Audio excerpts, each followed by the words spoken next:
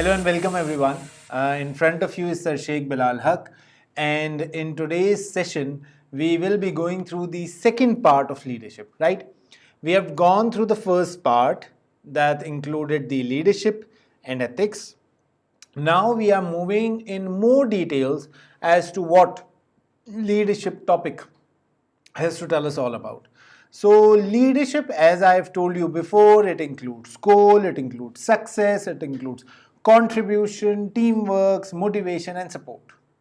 Now, if I move forward, this topic, the purpose and the process of management. Obviously, every management need to have a certain purpose, and after knowing that purpose, they basically operate in such a level that they help others in order to achieve the goals that were previously unachievable for them.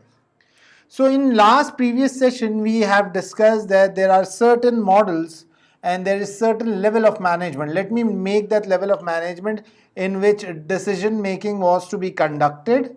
Basically, there are different level of management that helps in decision making. The first level of management was classified as the strategic level of management. The second level of management was classified as tactical management level. And last one was operational. Now remember one thing, every level of management will have some of their employees working together in the achievement of common goal. Now the strategic level of management will be taking the strategic level decisions,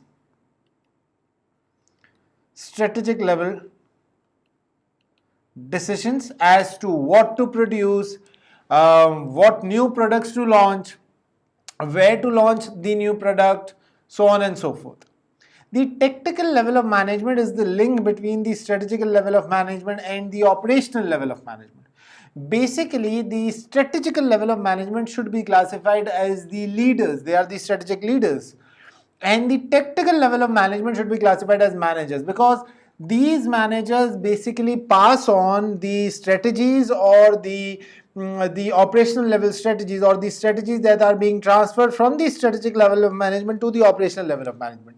Now the operational level of management will be going through the day-to-day operational decisions,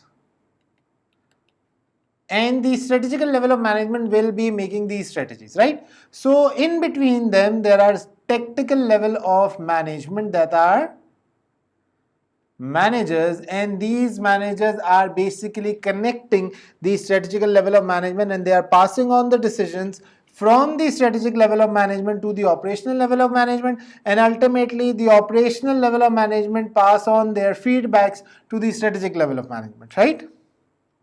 Now, what is the purpose in the process of management? Basically, I'll just quickly go through this because you must have studied this in your previous subjects as well, and this is not as important as the upcoming or the forthcoming part will be. Management is responsible for the organization's resources to meet its goal. It is accountable to the owners, shareholders in the business, or the government in the public sector. So, the management of an organization, they are accountable to the owners, shareholders, that is shareholders in the business, or government in the public sector.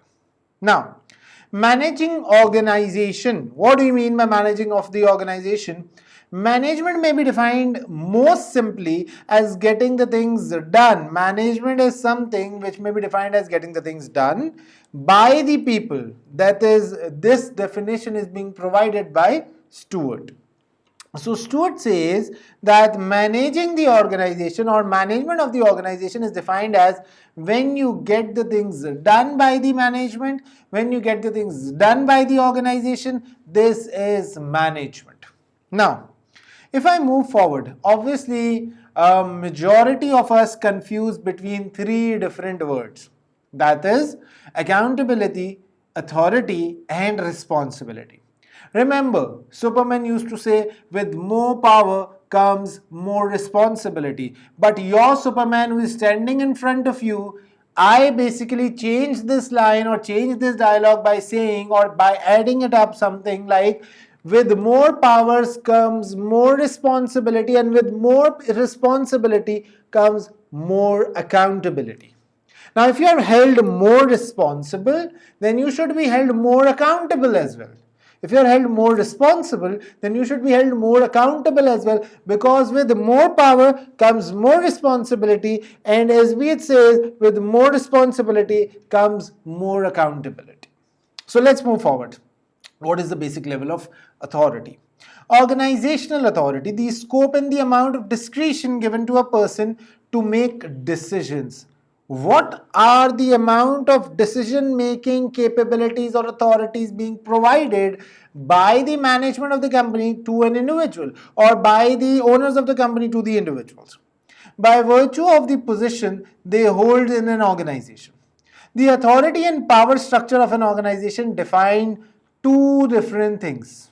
The authority and power structure of an organization defines two different things. Number one is the part which each member of the organization is expected to perform. What do you mean to say over there? I mean to say the job description.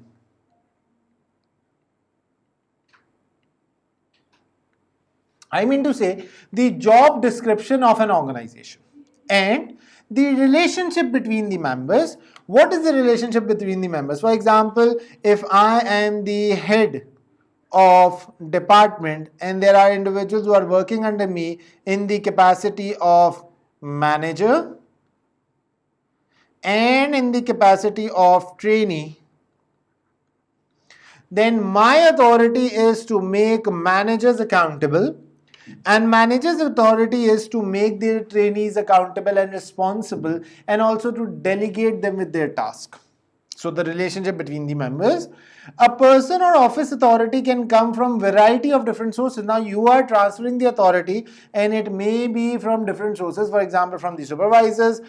The authority may be from supervisors, or below if the position is elected. The authority may also be from a person who is below the rank if the position is elected, if the position is being selected by the management or the strategic level management. So managerial level authority have three aspects. Number one, decision making capabilities. Making decision. Now the first aspect of the managerial level authority is that they make decisions. Now what do you mean by making decisions? What I mean to say is making decision within the scope of one's own managerial authority. Whatever your managerial authority is, you tends to make your own decisions, and once those decisions are being taken by the management, now the management is encouraged and they are being put forward to take further decision making on these managerial level authorities. Assigning tasks to subordinate, this is the second level of management. What do you mean by assigning tasks to subordinate? For example, the head of the department have assigned a task to the manager that now the let's suppose the internal audit work will be done by the internal audit team of, let's suppose, XYZ company. Now what you need to do, I being the manager of the company, I need to delegate the task. Let's suppose the internal audit is of let's suppose it's of the sales department. Now I need to break down. There are two different types of sales that are normally being seen. The first type is the cash sales and the credit sales. Now you need to find out the entire ledgers of credit sales and then move towards the cash sales. So this goes in this way by saying that you need to assign the task to the subordinate so that the subordinate can perform these tasks with the utmost advantageous situation.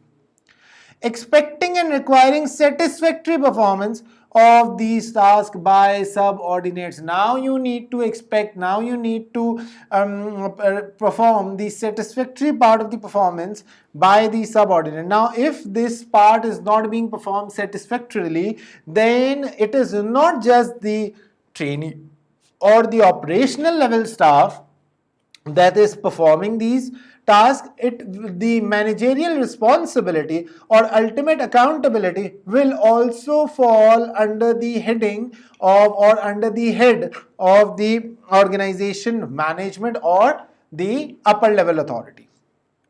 Now let's move towards the responsibility and accountability. What do you mean by responsibility and what is the basic aim of accountability? Responsibility is a liability of a person to discharge of their duties. Responsibility means that I am liable to discharge of my duties.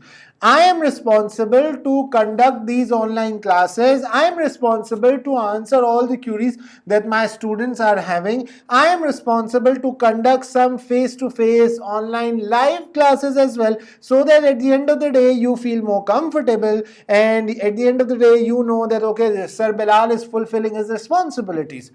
Same goes for the managerial level. Same goes for the organization as well. Now, if I am the manager of a department, I need to make sure that whatever responsibilities or whatever task has been delegated to me or whatever task has been given to me to perform, I should be held responsible to perform that task with my utmost zeal and to optimize the level of management and the level of profitability for the company. So, responsibility is the obligation to do something. In an organization, it is the duty of an official to carry out assigned tasks. With responsibility, we must associate accountability. Obviously, as I have told you before, with responsibility comes accountability, and with accountability comes the accountability, and with accountability comes the responsibility. So basically they both are interchangeably used. Managers are accountable to their superior for their actions and are obliged to report to their superior how well they have exercised their authorities delegated to them. So if I am the manager of the company and I am being given with a duty to perform, then I am obliged to perform my duties. I should be willing to perform my duties. And once I have been assigned with the duties, I need to perform them with my utmost advantageous and fiduciary responsibility. Then, delegation. Now, what do you mean by delegation? Delegation of authority occurs in an organization where a superior gives the subordinate the discretion to make decisions within a certain sphere of influence. This can only occur if the superior initially possesses the authority to delegate. What do you mean by delegation of authority? For example, if I am the superior and I am giving rights to my junior to perform a certain task with all responsibility and with all the resources, then this means that I am delegating my duties to my subordinates. I am giving my duties to my subordinate so that the task can be performed with the specialist touch, because these subordinates are being trained in order to perform that task, and they have been performing that task rigorously one after the other, and thus they are the specialists having a multiplier impact. So yes, what does it say? Delegation of authority is the process by which a superior gives a subordinate the authority to carry out an aspect of the superior's job. Without delegation, a formal organization could not exist. If you're not delegating your duties, then this means that the formal organization will not come into an existence. When a superior delegates authorities to the subordinate is accountable to the superior. When the superior delegates authorities to subordinate, this means that now subordinate is accountable to the superior. Now it's the responsibility of the subordinate to be answerable to the superior. Yes. However, the superior remains fully accountable to their superiors. Responsibility and accountability cannot be abdicted by delegation, as well as being essential for running an organization. Delegation brings a number of other benefits. For example, if I am delegating my duties, if I am delegating my responsibilities to some other individuals, to the individuals whom I am working with, I get some benefits. Now, what are the benefits that I'm being getting? Number one is training. Subordinate gain experience. Yes, the subordinates are gaining experiences of different types of problems, their responsibilities, which helps them to which helps them for the promotion and contribution to the avoidance of crisis of management succession. Now, obviously, remember one thing, after some time the management of the superior also need to be changed. Now, in that superior position, there should be an individual who is being trained enough that he can, after the demise, after that person retire from our organization, after that person is being dismissed from the organization, I'm talking about the superior, I'm talking about the management. If though that particular person is being replaced, then there should be a resource that I have at the back of my organization. So if I try to delegate authorities, for example, if I'm the manager and I'm delegating these authorities to my juniors, now juniors will be able to, learn it out, to train themselves, to get themselves all those managerial level tasks that they were not performing beforehand, but now they are more specialists into it. And once they are all ready for that particular position, and let's suppose the management now wants to retire because you have worked for an ample amount of time. Now let's suppose if there is a mishap and the management or the manager of the department, let's suppose he dies or any other aspect that happened with the manager, then you obviously have a backup plan available for that position, and you can replace that position with that backup that is already over there. Then it says motivation, right? See, if I keep on teaching into physical classes with same old notes, with same old criteria, then trust me over the fact, I will not be motivated at all. So in order to increase my motivation, I need to perform new tasks. I need to be given with new areas. For example, in every single attempt, what I try to do, I try to include something new. I try to include something new so that I keep on learning. So what does it say? Motivation. Herzberg found that the responsibility was an important factor in job satisfaction and motivation. See, if I'm not held responsible, then I'm not satisfied with the job. At the end of the day, after me giving these lectures to you and you clear your examination, you don't know what amount of happiness does a teacher get when he gets to know that because of his lectures, because of his notes, because of his dedication and the students' hard work. Obviously, the most important thing is students' hard work. The student is able to clear his examination. Now, this is motivation. When you receive, normally whenever it's the result day, I normally call individuals, my students, I normally get texts or calls, or obviously in my culture, it's the culture of having some mithais. At the end of the day, when the result is there, students are bringing some mithais to us, and that is something which is known as the sweet.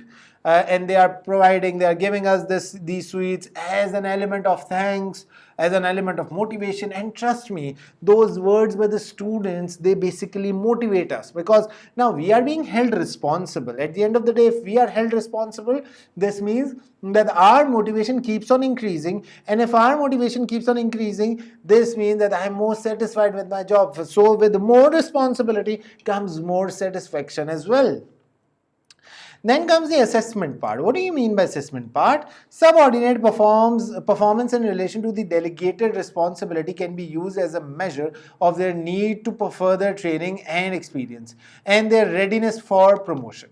So if you are ready to be promoted, if you are completed with your training, for example, if I am the manager and I have a subordinate and he is being associated with me since more than 5 years and he knows every single task that I am performing right now, he has started taking the responsibility, he can be held responsible, he can be delegated with the task, he knows how to measure it out. So at the end of the day, if he is being trained, he has got that ample amount of experience, then he should be promoted. And decisions. Delegation brings a decision closer to the situation that requires him. See, if I am the external audit manager and I am being delegated to perform the external audit related service onto a client, then I know my client very well. So all those situational decision making will be made by me because I know my client very well. I know how my client is working. I can take a decision making that is more closer to the situation and that requires them potentially to improve them by having them made by those with most knowledge of the people and the problem and factors involved. Right, so we have gone through the criteria of delegation, responsibility and accountability as well as the authority. Now let's move forward and let's see what do you mean by authority and power. Obviously there's a difference between authority and power. Let's do one thing. You may pause this video and think of the answer, what is the difference between authority and power. And now let me tell you the answer, what do you mean by authority and what is the basic difference between power and authority. So authority is the willingness to do something and power is the ability to do something. Authority is the right to do something, Authority is the right to do something and power is the authority or willingness to do a particular task. That is the ability to do something. So we didn't get this concept. Okay, now let me explain it to you in a very layman example. See, let's suppose if I have kept this pen over here, let's suppose this is a table and I've kept this pen over here.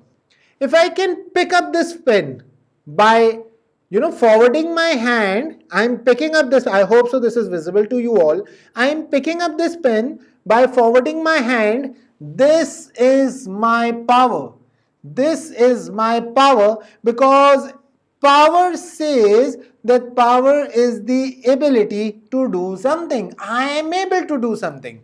For example, if I ask an individual who is a specialized child and who do not have his hands, and if I ask him, okay, can you pick up this pen? Then he will say that I do not have that ability to pick up this pen. We are all fortunate enough that we are being completely born with each and everything. So we should always thank Allah.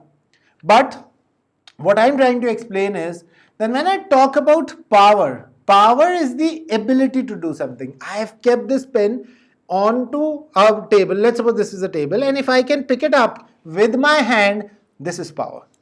And what do you mean by authority? Authority is when I'm being delegated with something.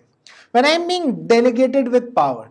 If I'm being delegated with the power to do something by the organization or from the organization perspective, I have that authority to do something. So let's look at this. If an organization is to function as a cooperative system of individuals, some people must have authority or power over others.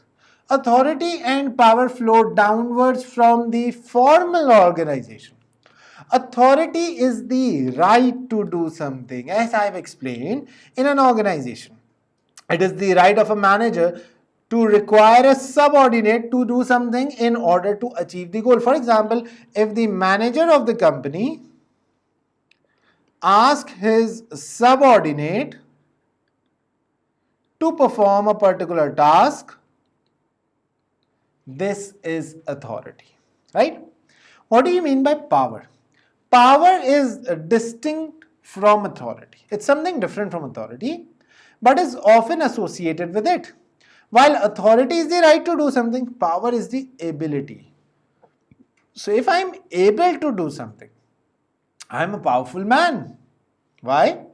Weber says, but the kind of authority we see in an organization, there are different types of authorities and powers that we see in an organization, proposing that there were 3 ways in which people could acquire legitimate power or legitimate authority. Now the biggest, as the discretion or the differentiation between the different types of authorities or power.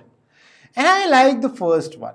See, if I'm being given with the authority of teaching you guys, it is not just my knowledge, it is not just my mind frame, it is not just my communication style.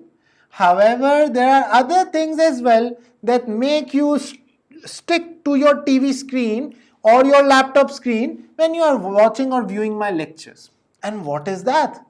The basic aim behind it is the charismatic authority, the charisma, the aura, the personality, personification of an individual.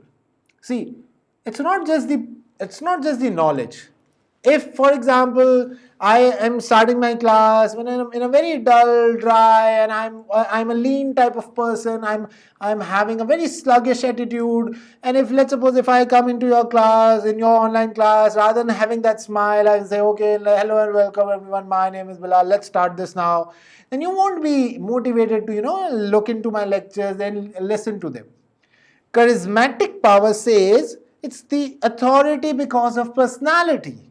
If I am able to develop my personality, if I am able to develop my aura, if I am able to develop a personification, if I am able to develop something that motivates you, that make you stick to your TV screen, then I am having a charismatic power. See, charismatic power says that if the person is asking you to do something, if the person is delegating you to do something, and you want to do it, why? Just because of the personality he possesses, just because of the way of communication he has, just because of the way, the persona that he has, the aura that he has, and that is the only reason that I really want to listen to that person. It is like you keep on speaking and I keep on listening to you.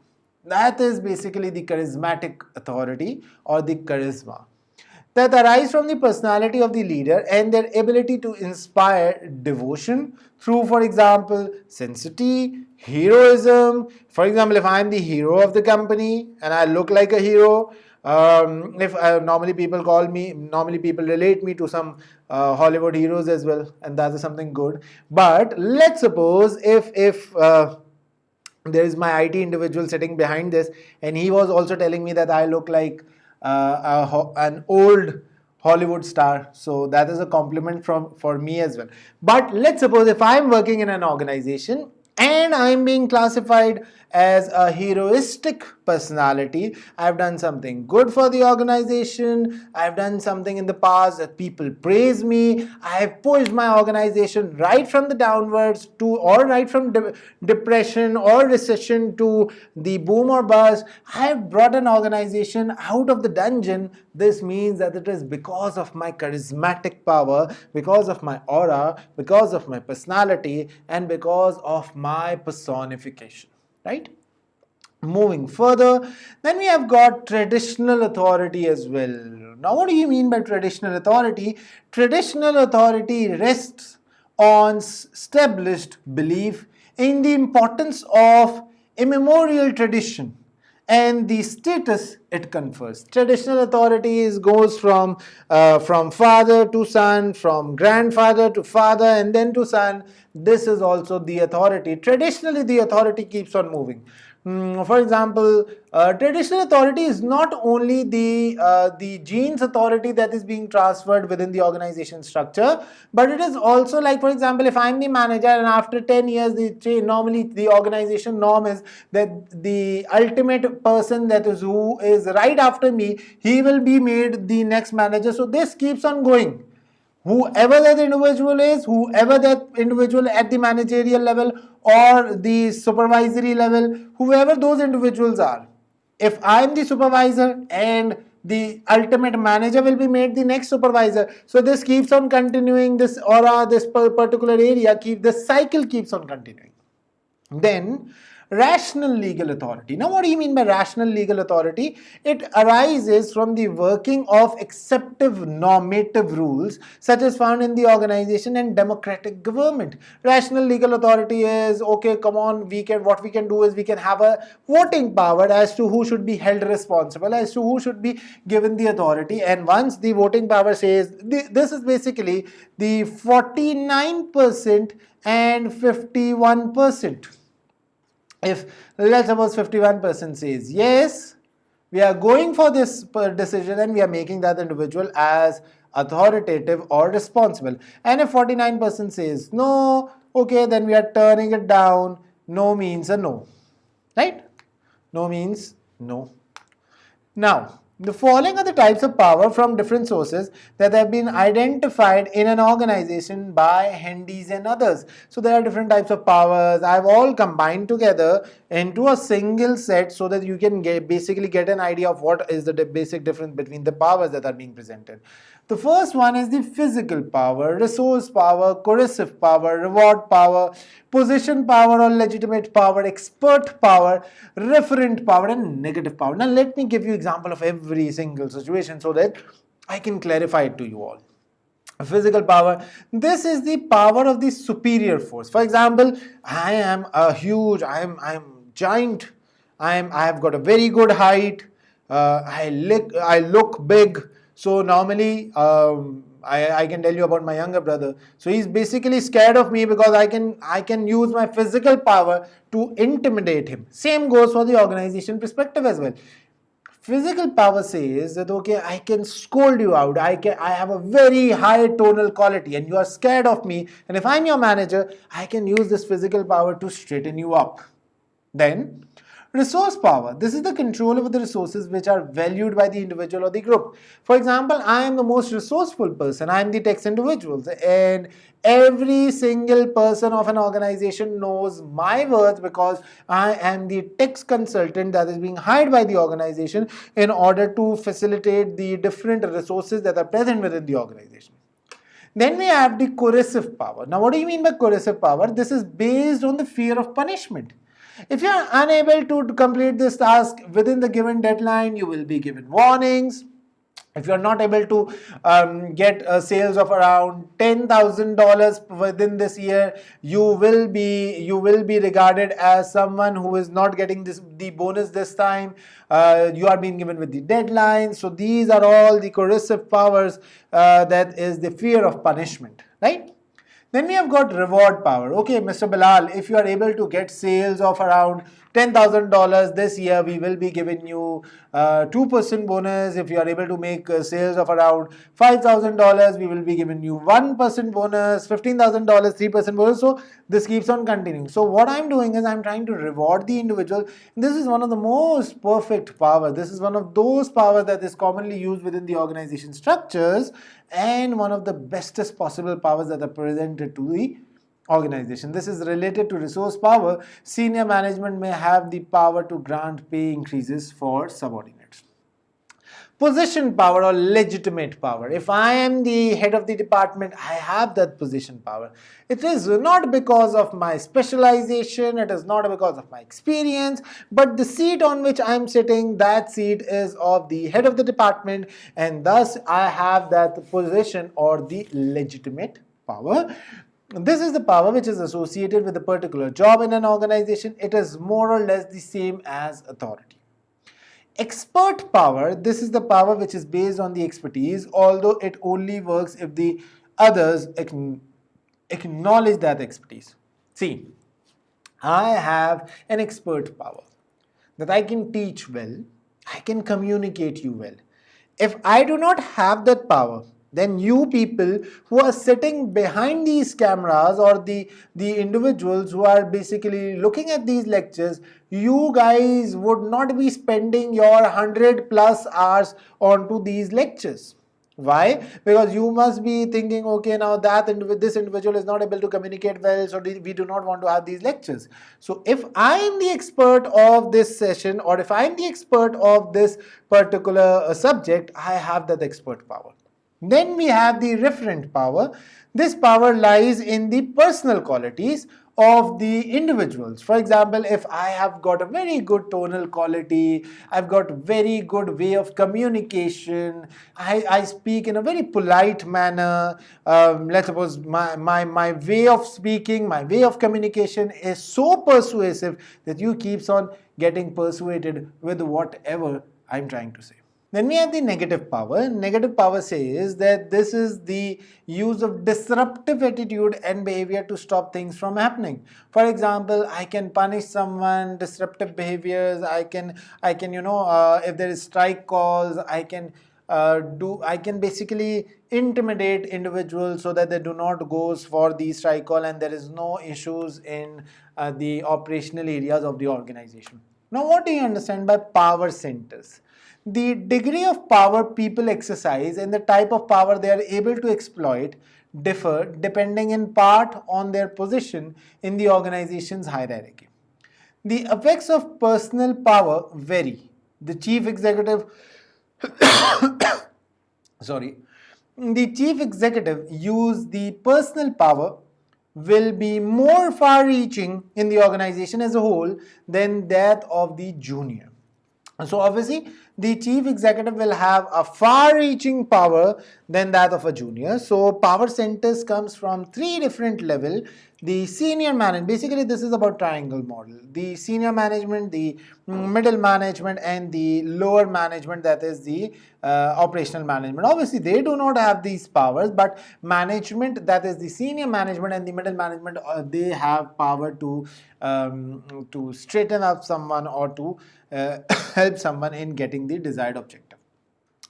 Senior management have coercive power and reward power. Now, what do you mean by coercive power? Let me come back to this. Fear of punishment and reward power. The individual, the personnel are being given different types of rewards so that they can be motivated to perform well in the organization.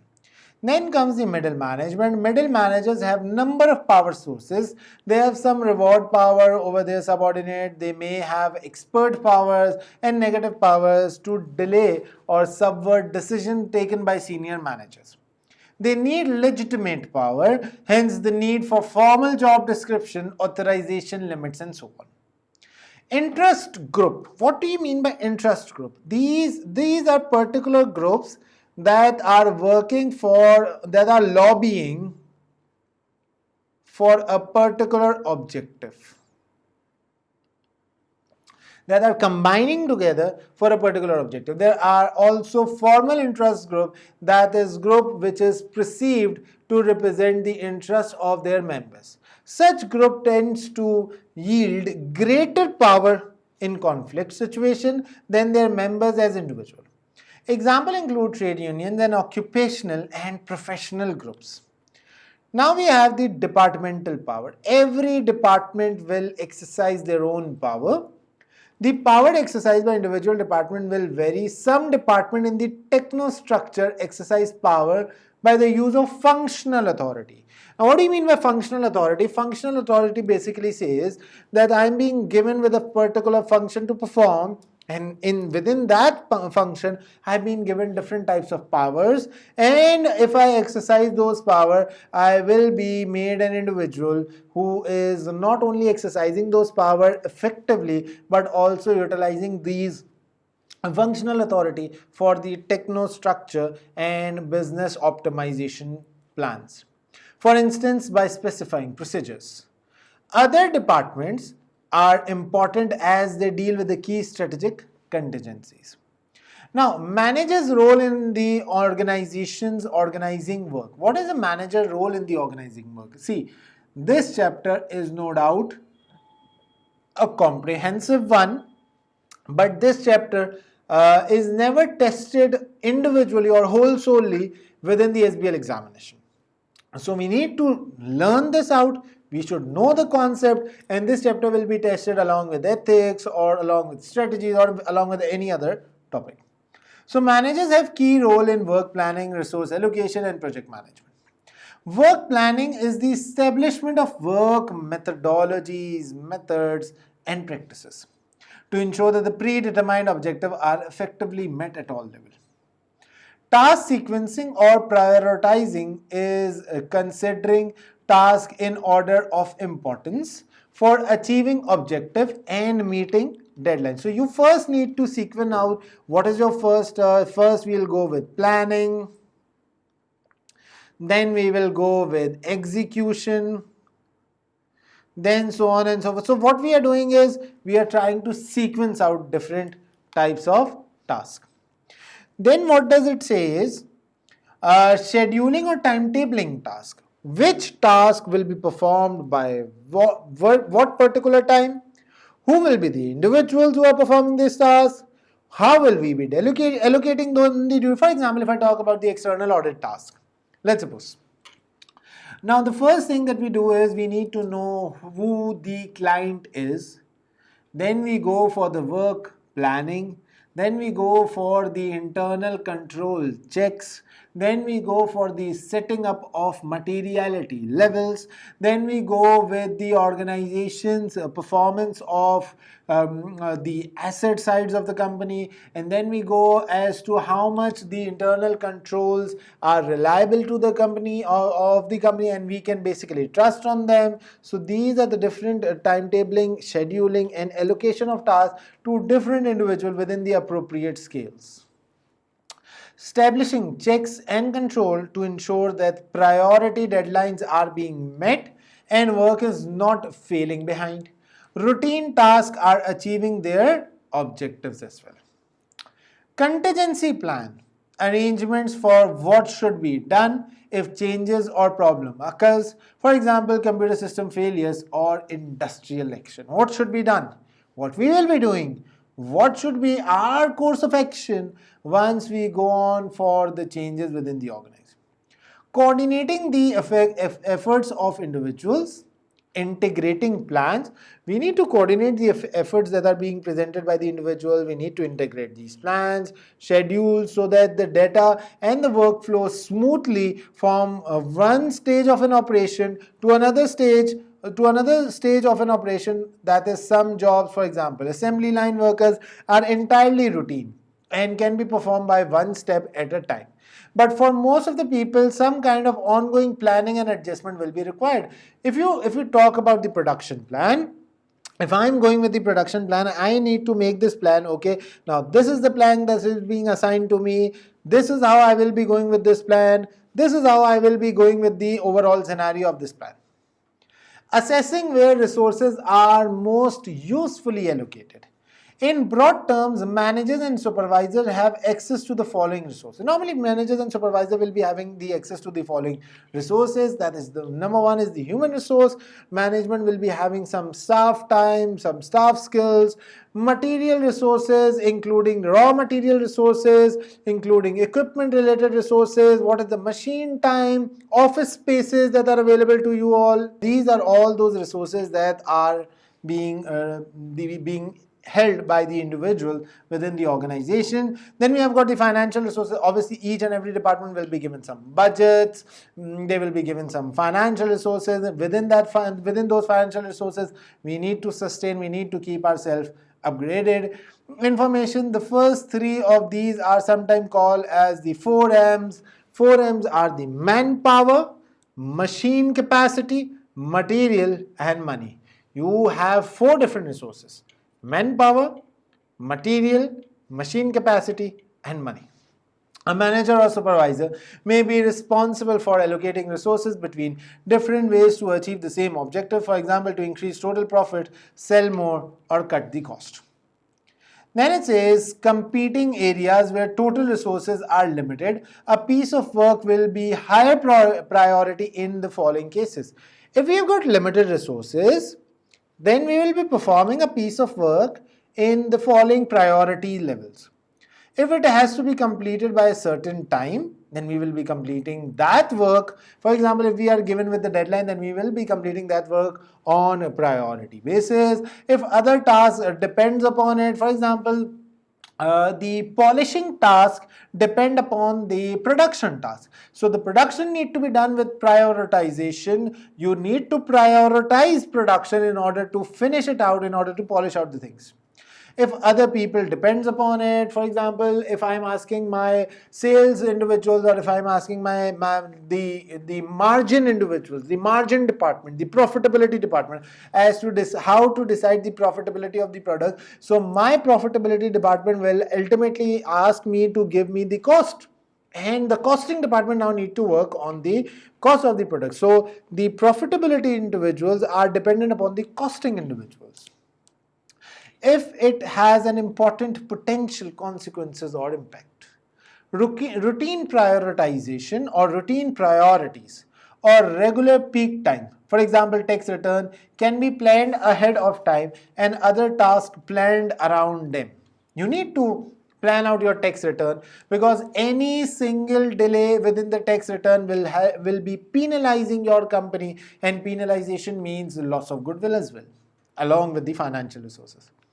Non-routine priorities occurs when unexpected demands are made. Thus, planning of work should cover routine schedule peaks and contingency plans for unscheduled peaks and emergencies. Now, let's just quickly go through what do you mean by projects. A project is an undertaking that is the beginning, that has a beginning and has an end. I normally give example during my school time when I used to go to school. Basically, there was some mela or bake sale type of activities being done. Now, these bake sale would be having a starting time and an ending time. Starting time and an ending time, and thus these bake sales are being performed as a project level. So a project is an undertaking that has a beginning and an end and is carried out to meet established goal within the cost, schedule, quality objective. Hence, project management. The main difference between project planning and other type of planning is that project is not generally a repetitive activity. So bake sale is a one-time activity. Sorry. These are all one single time activities and they are not repetitive. Projects generally have specific starting point and an ending point. They have well-defined objective, cost and time schedules. They cut across the organizational and functional boundaries, the allocation of offices, the introduction of a new information system. Obviously, the new information system will be only for once, or the launch of a new product may be undertaken as a project. Other example includes building, capital, project, factory construction, bridge building, etc. Let's look about what is the project management. Now, first thing is you need to outline your project. Developing project targets. Why am I undertaking this project? Such as overall cost. What should be the cost of the project, the time involved, so on and so forth. Dividing project into activities, that is analyzing. First, you need to analyze the overall project. Then you need to program the procedures. And once it is done, then the test run of a project. For example, we are going for a new outlet. We need to analyze the areas within which we want to work, and we need to see if where we should open our new outlet so that we can get the maximum amount of sales. So this is analysis. Okay, so once we decided that we will be opening our new outlet in Los Angeles, then we need to start the procedure.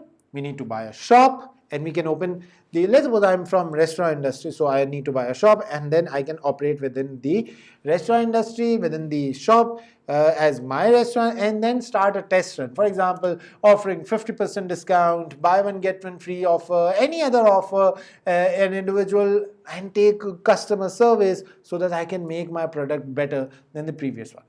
Detailed planning, identifying the task and resources, requirement, network analysis, scheduling. You need to identify the task and resources. For example, if I'm about to start the restaurant business in Los Angeles, so I need to find out the legal regulation. I need to get how to transfer the land area onto my name, the different types of resources, the planning, construction, approvals, etc. Team building. Now, a project without a team is nothing. I need to get chefs, I need to get waiters, I need to get some interior designers to make my ambience look good, because restaurants without ambience is nothing, because we can even order food at our own homes as well. I need to get delivery agents so that I can build up my team, and my team will be an effective team ultimately. Communication, the project manager must let other project stakeholders. Now, I need to communicate other project stakeholders as well. For example, the finance provider as to how much finance will be needing and what will be the futuristic approach of generating this amount of finance and getting back this amount of finance. Who will be the team individuals? What will be the team project? What will be the initiation of the team? How will we be properly taking up the entire project communication? This should be done by the project manager, and coordinating project activity between the project team and client, users and other external parties, for example suppliers of hardware and softwares. We also need to know the monitoring and control. What do you mean by monitoring and what do you mean by control? See, we have made some deadlines, we have made some restrictions. Stage 1 will be done in the first quarter, stage 2 in the second quarter, stage 3 in the third one, fourth and the fifth one. So you need to manage, you need to monitor. Okay, so stage 1 was not completed in the first quarter. What were the mistakes that we were doing in stage 1? What were the mistakes that we need to stop doing in stage 2? And how is the ultimate result being achieved? Then we have got the problem resolution. Sorry. Problem resolution means unforeseen problems may arise and it may fall on the project manager to sort them out. Now the project manager need to sort these problems out so that the ultimate solution can be earned, it can be gained, and we can find out the bestest possible answer for the overall entire problematic structure, or to delegate the responsibility for doing so to the subordinates. So let's keep our class till here today, and we will be meeting in our next class in which we will be covering the theories of management as well as some of the leadership theories.